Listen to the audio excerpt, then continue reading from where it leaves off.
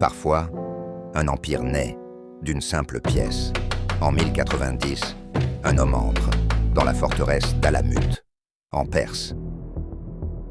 Il s'en empare sans combattre, et il n'en sortira plus jamais. Pendant 34 ans, cet homme s'appelait Hassan-i-Sabbah. Il n'avait ni armée, ni cavalerie, ni machine de guerre. Mais il possédait quelque chose de bien plus puissant. Le dévouement.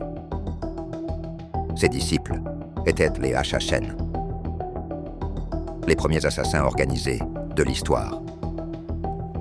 Le mot même, assassin, vient de leur ordre.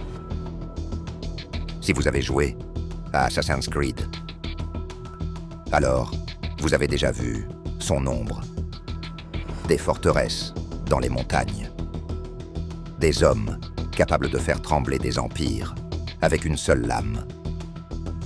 Mais sa véritable arme, ce n'était pas la violence, c'était la précision. Hassan n'avait pas besoin de conquérir des villes. Un seul homme, un couteau et le bon moment. Des sultans, protégés par des milliers de soldats, se réveillaient avec une lame sur leur oreiller. Et un message, plus long. Vous êtes entre nos mains. Personne n'était tué. Mais tout le monde comprenait. Des guerres furent abandonnées. Des traités furent signés. Les plus puissants négociaient avec un homme qu'ils n'avaient jamais vu.